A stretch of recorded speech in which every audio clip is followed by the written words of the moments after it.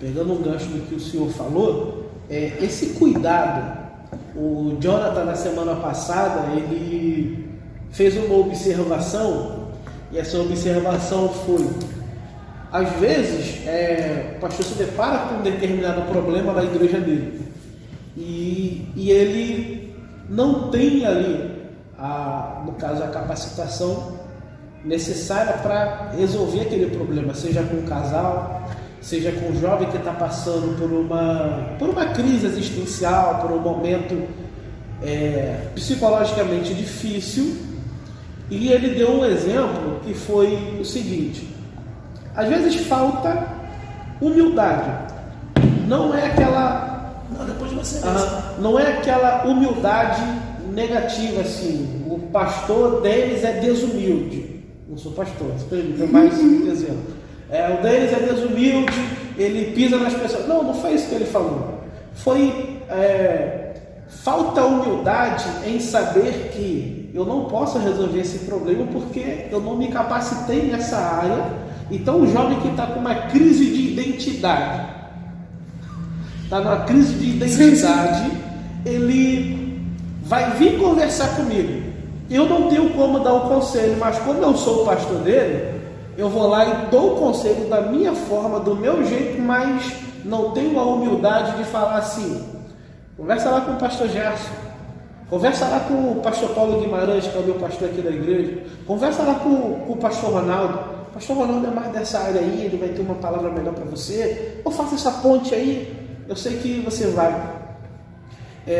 A igreja pós-pandemia, ela precisa continuar com medo de indicar um outro pastor para aconselhar um membro, por medo dela perder o membro, que isso acontece muito. Então, às vezes, alguma igreja ela não indica para conversar com um outro pastor, ou pede ajuda a uma outra igreja, sabe? Aquela parceria entre igreja. No sábado teve aniversário da Batista da Graça. O pastor Lecivaldo estava lá pregando, eu estava vendo em casa porque eu não podia ir, eu estava muito resfriado mesmo, espirrando bastante, e eu não queria ser um alvo de olhares ali, que a gente aí incomoda também um pouco, então eu não quis ir.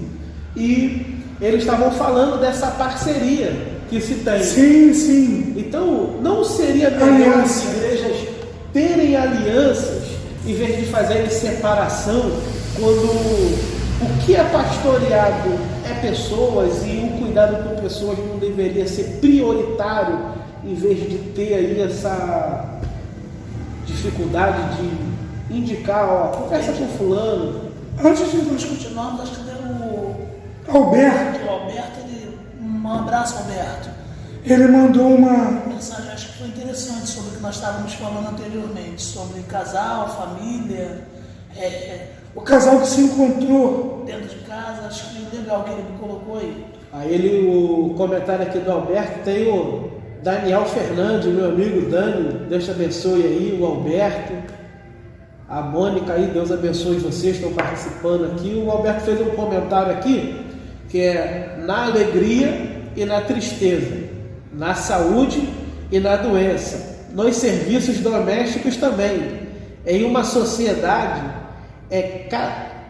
cada um tem que fazer a sua parte, senão a empresa, no caso a família, vai à falência. Muito bom, Alberto.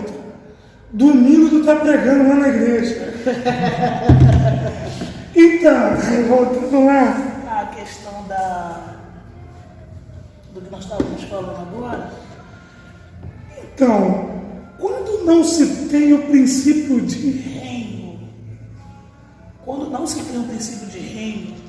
esse é o pensamento. O pensamento local. Não, o deles é membro da minha igreja. Só que antes dele ser membro da minha igreja, esse termo que é usado, ele é membro do reino. Eu tenho um amigo, não sei se ele vai lembrar disso, não sei se ele está assistindo, evangelista Jefferson, da Igreja Evangélica Profética da Esperança. E ele era assim... Jefferson, gente de primeira qualidade. E eu lembro que ele foi conversar comigo para se transferir lá para a igreja. E eu falei assim, poxa, cara, não vem não. Mas pastor, poxa, mas eu queria não vem não. Sabe por quê? Se você vir, você vai quebrar o teu pastor. E lá você ajuda nisso. E eu não vejo ninguém para te substituir lá. E sabe o que aconteceu com o Jefferson? Isso já tem mais ou menos uns 10 anos. Ele está lá até hoje, na Profética da Esperança. Então, assim, se você tiver consciência do reino, as coisas funcionam muito melhor. a consciência do reino é entender que todos, pastor Eduardo Dutra, pastor Luciano Nascimento, todos eles estão. E se eles. Outro dia eu fui lá conversar com o pastor Eduardo Dutra, tivemos mais de 1 hora de conversa. que conversa agradável.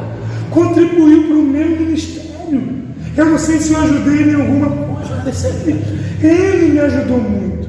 Então, assim, se a gente tiver consciência do reino, tudo se muda. Agora, falando um pouco sobre aconselhamento Pastoral, o que acontece? Nós temos o aconselhamento bíblico e o aconselhamento, vou só falar sobre esses dois. dois, que dialoga com outras ciências. O aconselhamento bíblico é aquele pastor que entende que tudo vai vir daqui. Aí a gente coloca também, né, a questão lá das vacinas. Não, Deus, ele proveu tudo e ele não precisa de me vacinar. Então, assim, quando o camarada entende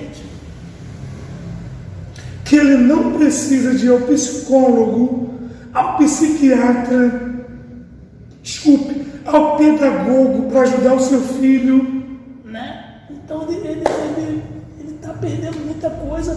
daquilo que Deus capacitou os homens para nos ajudar, meu irmão. A igreja pós-pandemia, ela tem que ter a mente aberta, Guardada as devidas proporções.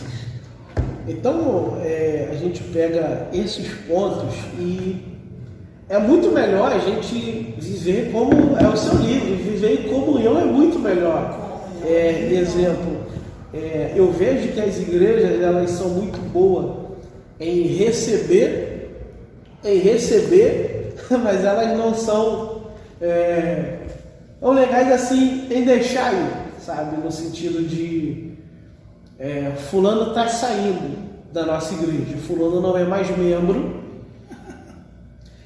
E, sabe, é uma dificuldade, sabe, de anunciar que o fulano saiu.